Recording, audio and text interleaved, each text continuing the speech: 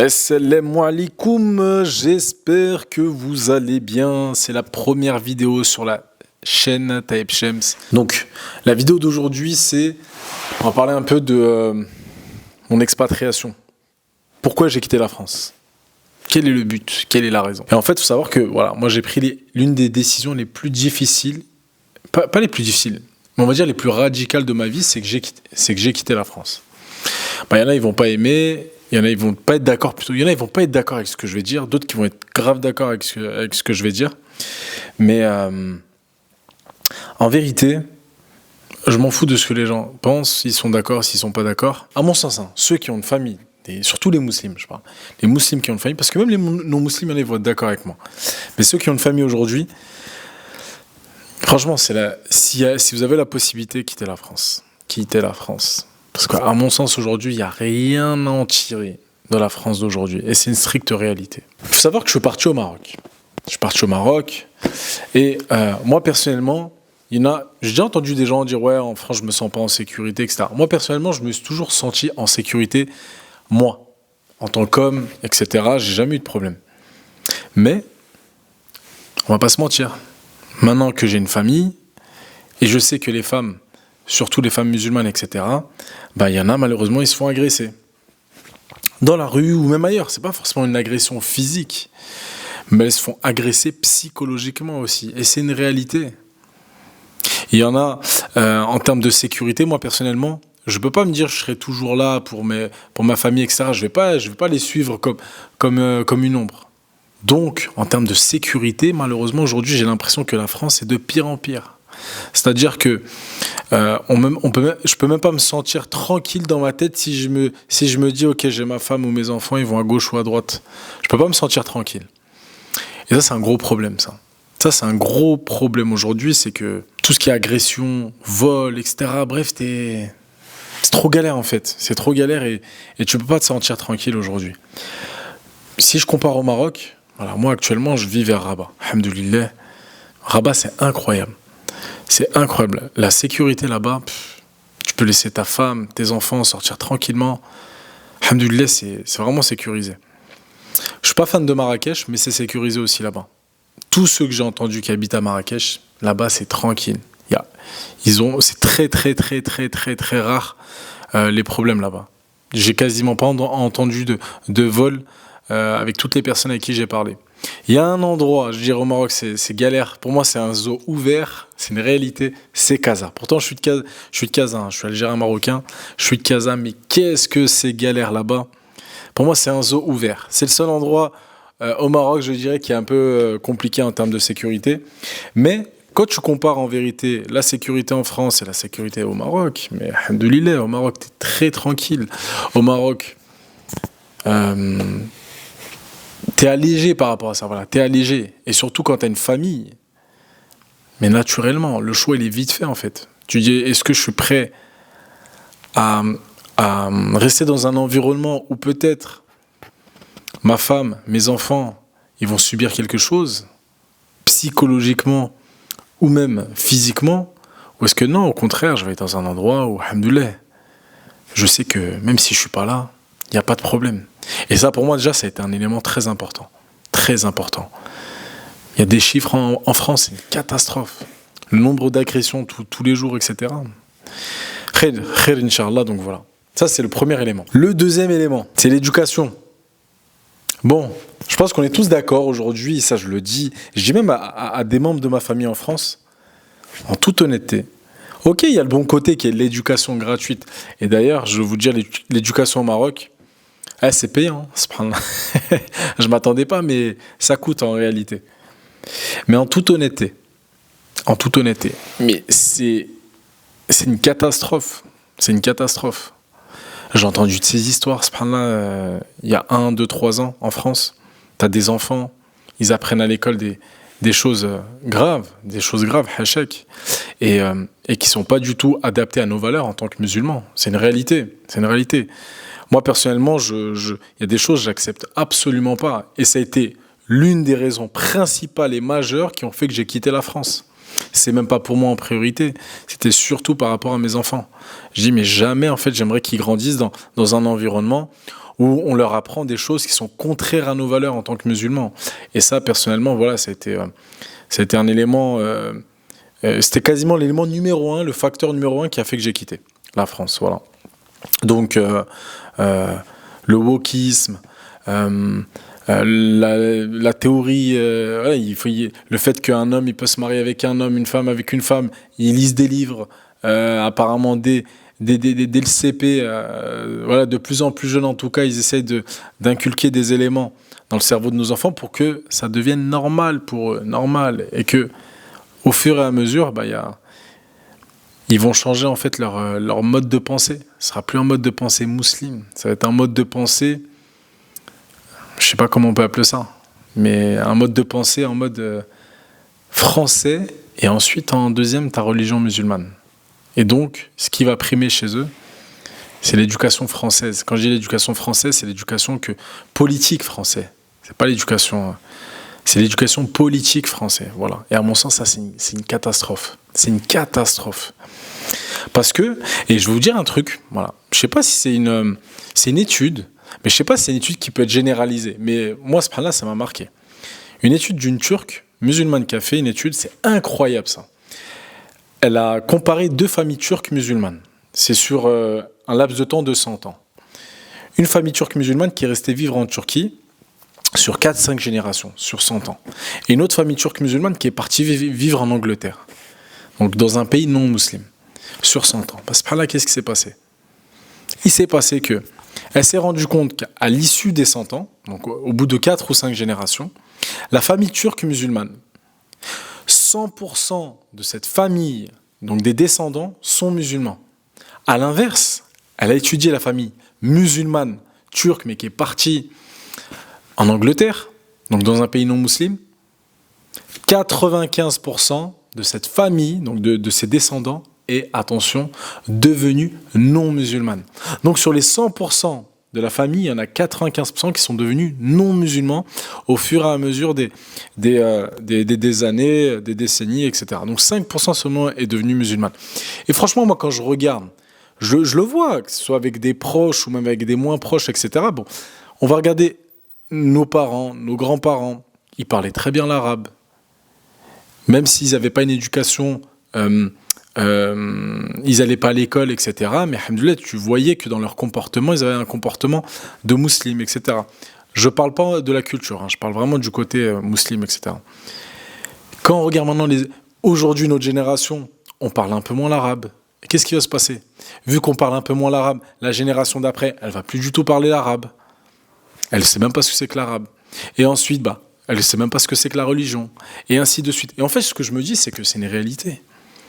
Plus tu vas rester dans un pays non musulman, et en réalité, plus tu as de chance, en fait, que tes descendants, ce soient des non-musulmans, parce que ça va être de plus en plus différent. Après, voilà, là, je fais une généralité, mais à mon sens, il faut qu'il y ait un juste milieu. Ça va être comme ça. Il y aura toujours un type de personnes qui doit rester dans des pays musulmans et un type de personnes qui doivent rester dans des pays non musulmans. Et c'est un flux, en gros. C'est un flux. Je dirais pas, c'est pas tout blanc, tout noir. C'est toujours nuancé. Mais je parle juste de mon expérience et je donne mon avis. On peut être d'accord ou pas. Mais voilà, à mon sens, cette partie éducation, c'est vraiment un facteur principal qui a fait qu'aujourd'hui, j'ai quitté la France parce que je veux pas que mes enfants grandissent avec un système qui leur apprend des choses qui sont contraires. C'est pas un peu contraires c'est aux antipodes de ce que nous on veut en tant que musulmans. Donc ça a été un élément important. Ensuite, le coût de la vie et le business. En France, Inch'Allah, franchement, en France, on va pas se mentir. Ça devient de plus en plus cher, ça devient de plus en plus compliqué, etc. Et moi personnellement, j'étais salarié pendant que j'étais étudiant, je travaillais à côté, etc., etc. J'ai vu très vite en tant que salarié que j'avais un plafond de verre. Alors je sais pas pourquoi, peut-être que c'est ma tête d'arabe elle passe pas, mais j'ai vu très rapidement que je pouvais pas évoluer. Donc je me suis lancé dans l'entrepreneuriat. Mais en parallèle, effectivement, on va pas se mentir, je remarque que le coût de la vie devient de plus en plus cher. Exemple tout bête, j'avais un 40 mètres carrés. J'habitais un moment à Lyon. Un 40 mètres carrés, je payais 800 euros. C'est une catastrophe. Et j'ai galéré à trouver un loyer en plus, un appartement. Je failli prendre un Airbnb. Tellement je galérais à trouver. Pourtant, j'avais les fonds nécessaires.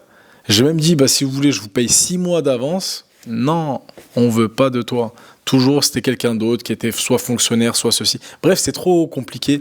Et la vie, je la trouvais chère. J'avais l'impression je faisais rien du tout. Moi, je suis un gars, je suis pas un dépensier. Je vis tranquillement ma vie. Mais j'ai l'impression que, subhanallah, la vie, elle était vraiment chère en France. Au Maroc, à l'inverse, je dis pas que tu vas vivre avec 500 euros par mois, ce serait mentir, sinon tu vis comme les locaux ici et c'est très compliqué. Il faut vraiment, on n'a pas cette habitude en France, c'est une réalité. Pour moi, en général, la majorité des cas, vu qu'on a l'habitude de vivre, on a un mode de vie occidental, ça va être difficile de s'adapter comme les locaux ici. Donc, je suis resté avec mon mode de vie occidental, mais, alhamdoulilah, je me rends compte que par exemple, entre 1500 et 1700 euros de charges, je prends dans la totalité le loyer, les factures d'eau, d'électricité, etc., etc. Bref, tout dans son ensemble, la nourriture et tout. Tu vis très très bien, alhamdoulilah. Très très bien, alhamdoulilah. Donc je pense que au Maroc, si tu veux bien vivre au Maroc, allez, tu mets entre 1500 et tu gagnes entre 1500 et 2000 euros par mois, alhamdoulilah, tu vis bien. Tu vas pas en vacances, mais tu vis bien. C'est une stricte réalité. Donc, je parle du loyer, etc. Mais tu as un très beau cadre, alhamdoulilah. Donc, et le coût de la vie il augmente au Maroc, c'est une réalité. Mais il reste quand même beaucoup plus qualitatif. Quand tu compares, le cadre de vie est beaucoup plus qualitatif au Maroc qu'en France. Et donc ça a été un facteur aussi important. Je pense qu'en fait, c'est que si tu as les capacités d'avoir un business, t'es entrepreneur, ou même t'es salarié, t'es en mode expatrié, etc. Tu peux aller au Maroc, c'est magnifique. Mais si t'es en mode, t'as pas de business, t'es pas stable, etc., c'est vrai que venir au Maroc, à mon sens, c'est compliqué. C'est compliqué. Sauf si, t'as le tawakkul et tu sais que tu dis, vas-y, je mets les moyens, mais pour moi, ça peut être suicidaire, surtout si t'as des responsabilités, etc. Il faut être structuré quand tu viens. Mais à mon sens, voilà, cet élément, ça a été un point important, c'est que j'ai l'impression il y a un meilleur cadre de vie pour moi, mes proches, etc. Dans un premier temps, alhamdoulilah, le coût de la vie, il est beaucoup plus intéressant au Maroc. Voilà. Après, je dirais pas il y a des opportunités business au Maroc. En tout cas, du peu que j'ai vu, c'est pas des opportunités incroyables. Mais pour le moment, le mieux, c'est d'avoir un business où tu sais que tu peux développer des projets qui sont en dehors du Maroc. Je parle pour moi, mais tu peux vivre en ayant un business, ça peut être intéressant. Voilà, ça c'est un élément important. Un exemple tout bête pour le coût de la vie. Les fruits et légumes, c'est pas cher, subhanallah. Je crois pour 30-35 euros, t'as des fruits et légumes en masse sur tout un mois. Sur tout un mois, t'as des fruits et légumes. Mais beaucoup, c'est pas ça, t'as 3-4 kilos. Parce que là, t'es bien pour un mois complet. Donc, c'est ultra intéressant. Donc, tu manges bien et tu vis bien, et alhamdoulilah, et tu peux te concentrer sur d'autres aspects. La perception des musulmans en France. Bon, vous savez ce que c'est qu'être musulman en France? C'est être un terroriste. Non, je rigole. Mais bon, vous avez compris. C'est l'image qui reflète malheureusement dans les médias. Moi, il y a un truc, je vais vous dire une réalité, ce que j'en pense sincèrement. Je comprends pas aujourd'hui comment, en tant que musulman, on peut s'attendre à quelque chose de positif des médias ou du gouvernement. Comment est-ce qu'on peut dire oui, mais je suis choqué de ce qu'ils disent? Mais non, mais pourquoi on est choqué? C'est une réalité, subhanallah. Mais c'est une réalité. Pendant des années, ils nous ont fait tout, ils nous ont fait la misère. Pourquoi on doit être choqué quand il y a un truc en plus? Non, mais c'est la suite logique. C'est la suite logique. Donc pourquoi est-ce qu'on doit être choqué? Pourquoi est-ce qu'on doit s'attendre à ce qu'ils soient avec nous? Non, ils sont contre nous. Khair, Inch'Allah. C'est fait, point final. Il faut arrêter d'attendre quelque chose d'eux. Arrêtons d'attendre quelque chose d'eux. Ils sont contre nous. Point final. Ils ont un agenda. Je pense que, voilà, ils veulent nous terminer. Et c'est ok, mais on n'attend rien d'eux. Faisons ce qu'on a à faire. Essayons de créer des choses qui puissent justement faire qu'on ait une communauté soudée, je sais pas. En fait, c'est des personnes qui sont mal intentionnées. Ça veut dire que même si toi tu veux faire le bien, et je dis pas qu'il faut faire le mal, mais il faut faire le bien, mais il faut pas s'attendre derrière à ce que la personne elle réagisse comme nous. Non, parce qu'au final, quand on veut faire le bien, cette personne elle se dit non, punaise. Comment est-ce qu'on peut faire en sorte que on peut terminer ce musulman, cette musulmane? C'est comme ça qu'ils sont. Donc à partir de là, tu t'attends à rien. Ah, il nous a terminé. Ah, ils nous ont traité de ceci, de cela. Ok, bah, ça m'étonne pas. Mais j'attends rien d'eux. Donc à côté, je vais construire, je vais bâtir quelque chose. Ou justement, on pourrait peut-être créer quelque chose de commun. Ça peut être des business, ça peut être d'autres éléments. Mais en tout cas, on va pas essayer de co-créer des choses avec eux parce que peut-être que c'est pour nous carottes, encore une fois. Bref, peut-être je dis n'importe quoi, mais en tout cas, ça c'est mon avis. Au Maroc, t'es musulman, t'es tranquille, tu veux faire ce que tu veux. Je sors en sandales des fois, ça fait plaisir. Je sors en gendora, ça fait plaisir. Je sors en t-shirt, je sors en jogging, on va rien dire sur moi. Et ça, c'est un élément important. Parce que c'est un truc de fou, mais comment je ressens rien du tout. Vous savez, quand on est en France, même quand on veut pas, il y a BFM TV et CNews qui viennent là. Même quand on veut pas, ils sont là. Ça veut dire que tu vas entendre quelqu'un qui va te parler. Ouais, t'as vu la polémique sur le voile, t'as vu la polémique sur ceci, sur un tel. C'est-à-dire que tu regardes même pas la télé, mais ça vient à toi. Là, au Maroc, c'est un truc de fou, mais je sais même plus ce qui se passe en France. C'est rare que j'entende des choses, mais il faut que vraiment quelqu'un me dise « Oh, t'as vu ceci, cela ». Mais, alhamdoulilah, comment je me porte mieux, c'est un bien-être de fou. Et ça, c'est un truc de fou parce qu'il faut savoir que quand tu es en France, c'est tout un environnement, un climat, que ce soit le climat social, le cadre, tu sais, il pleut beaucoup, c'est gris, etc. Mais au Maroc, subhanallah, alhamdoulilah, franchement, Dieu, il nous a facilité. Le ciel, il est bleu. T'as le coût de la vie qui est en général moins cher. Ça tape pas sur les musulmans. Je dis pas que c'est parfait, attention. Mais franchement, c'est mieux. C'est mieux, alhamdoulilah. Quand tu pèses le pour et le contre, c'est mieux. Après, voilà, moi, je parle du Maroc. Mais il y en a en Malaisie, c'est magnifique. Il y en a en Algérie, c'est magnifique. Il y en a qui vont à Dubaï, Sharjah ou ailleurs, alhamdoulilah. Ils kiffent. Il y en a qui vont au Sénégal, bref. Mais c'est incroyable, c'est le jour et la nuit. Après, bien entendu, il faut avoir la possibilité et les moyens. Mais ça, c'est incroyable, incroyable. Après, comme je vous l'ai dit, le Maroc, c'est pas parfait. Le Maroc, bien entendu. Moi, il y a 2-3 trucs. Malheureusement, je me fais toujours avoir. Les amendes. Franchement, les policiers, des fois, ils prennent la tête. Inch'Allah. Des fois, on va te dire, ouais, mais on va te sortir des trucs. Mais le gars, il a sorti de son chapeau. Mais Inch'Allah, donc tu sors des fois des petits... tu payes des amendes, etc. Et c'est galère. Mais moi, il y a 2-3 éléments, je dirais juste, c'est ça. C'est le côté administratif au Maroc, laisse tomber. Franchement, il y a 150 choses à faire. Et c'est prise de tête. Et la route, les gens, ils ont du mal à conduire. Encore là où je suis, alhamdoulilah, ça va. Mais les gens, ils ont du mal à conduire. Et donc... on va dire, c'est 2-3 aspects. C'est pour ça que je dis, franchement, c'est pas tout est magnifique, c'est pas idyllique, etc. Mais je pense que si je prends 100% d'éléments sur lesquels je suis parti, ben, il y a au moins 90% mieux qu'en France. 90% qui sont bien mieux qu'en France. Ça, c'est incroyable. Ça veut dire qu'il y a juste 5-10% en réalité qui sont peut-être pas fous. Comme j'ai dit, des fois, il y en a, ils vont essayer de te carotte, il y a de l'arnaque, ceci, cela. Mais après, tu t'habitues à ça. Et donc ça, on va dire, ça fait partie des 5-10%. Mais franchement, quand tu compares, tu fais le pour et le contre, mais t'es ultra gagnant. Alhamdoulilah, c'est magnifique, alhamdoulilah. Donc, la question, c'est est-ce que j'ai fait le bon choix ? Peut-être que j'ai fait le bon choix, peut-être que j'ai pas fait le bon choix. Inch'Allah, en tout cas, Dieu m'a permis pour le moment, de vivre cette aventure. J'espère en toute honnêteté continuer au Maroc, Inch'Allah. Franchement, pour moi, je regrette absolument pas. Et alhamdoulilah, je suis très très content d'avoir sauté le pas. Maintenant, on verra ce qui va se passer dans l'avenir. Mais je parle avec des personnes qui sont là depuis 5, 10, 15, 20 ans. Mais c'est les personnes qui me disent, mais jamais de ma vie je repars en France. Jamais de ma vie je repars en France. En fait, ça me conforte dans l'idée que c'est potentiellement le bon choix que j'ai fait. Alhamdoulilah. Après, il y a de plus en plus d'expats, je le vois, il y a de plus en plus d'expats.